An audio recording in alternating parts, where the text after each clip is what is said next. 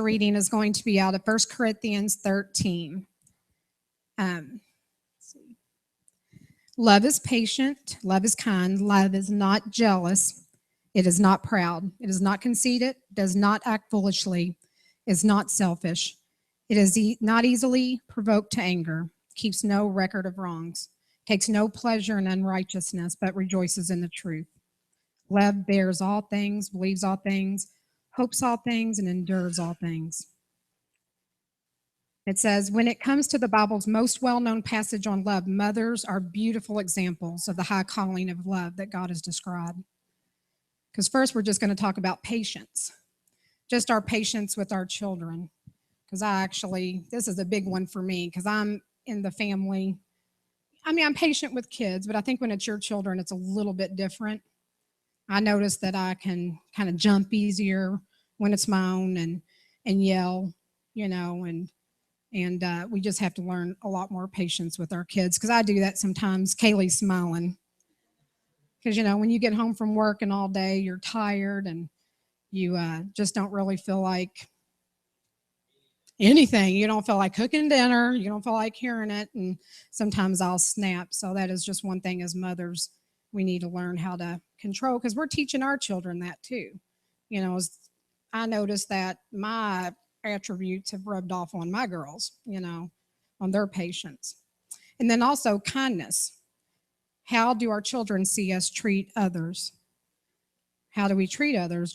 This is one thing that came to my mind when I was thinking about kindness of people is road rage. When we're in a car, somebody's going slow in front of us. There's a patience too there.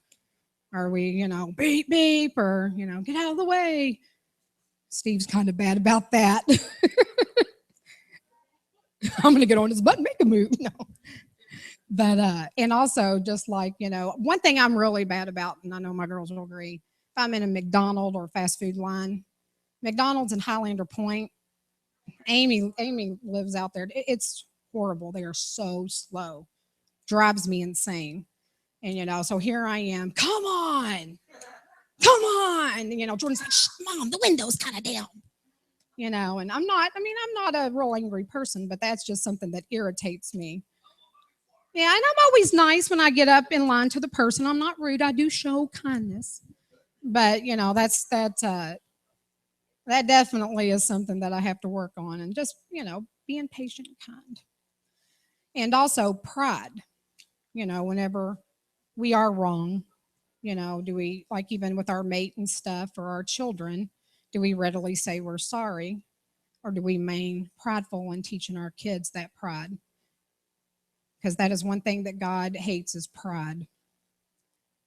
And selfishness. Now, I don't think a lot of mothers are very selfish. That's one thing that I was thinking, what's an example of our selfishness? But I'm sure we all have it. But I don't think that, I'm sorry, Kaden.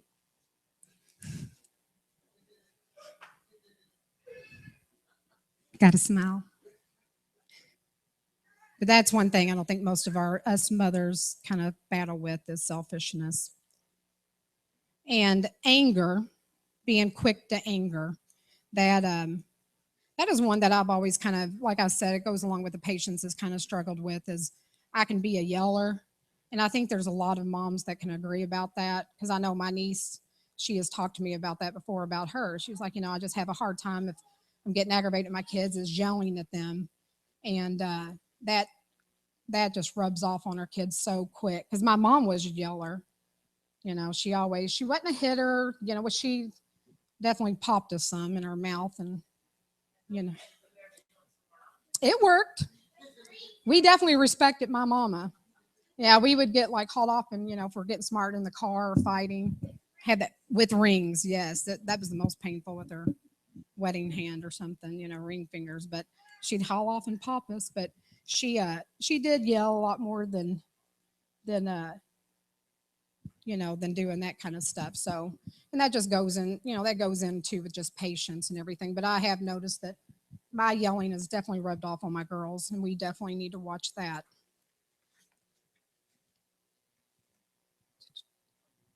In this one, no pleasure in unrighteousness. And we all sin, we all fall short of the glory of God every day. But, I sin, there's things I do that I wish that I've never done where that my girls have seen, so many. I'm not going to tell on myself. A lot of people know all my, some of my bad points and everything. But, and that's one thing that bothers me is knowing the sin that my girls have seen, seen me do. And sometimes we think our kids don't see what we're doing, but they see everything, and it definitely can affect the kind of people that they grow into and grow into through God. Very true. Very true. And, we have to be readily able to tell our kids, I'm not perfect and, mom does this and mom does that. And of course, apologize to them and not have that pride to, not live up to what we do. But, we have to try to just seek that righteousness and, just even in things that we watch or listen to, the music, the movies we watch and everything, our kids they see it all. They see it all in the way that we act toward our husbands and, their fathers and everything. That's a big one. For so many years when Steve and I, it's no,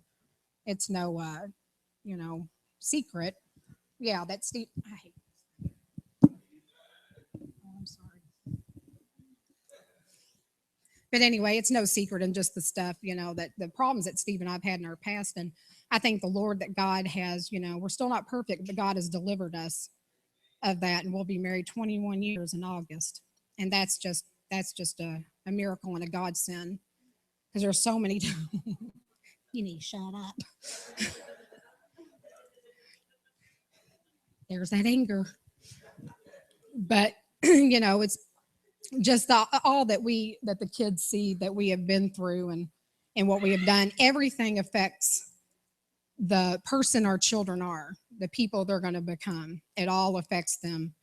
But thankfully, they have saw mom and dad also come from here to here, and we're still working our way up, and we still have our problems. But God is just so good in His grace, toward us as parents.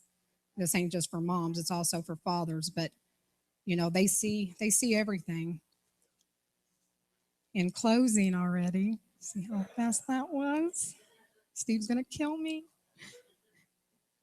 The example, the example we as moms and dads set forth to our children will directly affect who they become. It affects who they become in Christ, as individuals, as mothers and fathers themselves, etc. We need to remember the next time that we choose to do something we wouldn't want them to do, because we know we all do that. We tell them not to do it, but yet we're doing it. When we choose to act the way we don't want them to act, the yelling and just, anybody, everybody has their problems, their demons, and, problem with cursing or whatever. I've heard a lot of people that, tell their kid, don't cuss. And then when their kid cusses, it's like, okay, because where did they hear that from? We are our children's protectors, their nurturers, their soft place to fall. Are we taking that charge from Jesus as serious as we need to be? And I'm going to just read a little story. After a forest fire in Yellowstone National Park, forest rangers began their trek up a mountain to assess the inferno's damage. One ranger found a bird literally petrified, or is that petrified? In ashes, I didn't know if I wrote it wrong, perched on the ground at the base of the tree. Somewhat sickened by the eerie sight, he knocked over the bird with a stick. When he struck it, 3 little tiny chicks scurried out from under their dead mother's wings. The loving mother, keenly aware of impending disaster, had carried her offspring to the base of the tree and had gathered them under her wings. I'm going to cry. I'm looking at one of my kids. Instinctively, knowing that the smoke would rise, she could have flown away to safety, but she had refused to abandon her babies. Then the blaze had arrived and the heat had scorched her body. The mother remained steadfast because she had been willing to die so those under the cover of her wings, her children, could live. And in Psalm 91:4, it says, He will cover you with His feathers, and under His wings you will take refuge.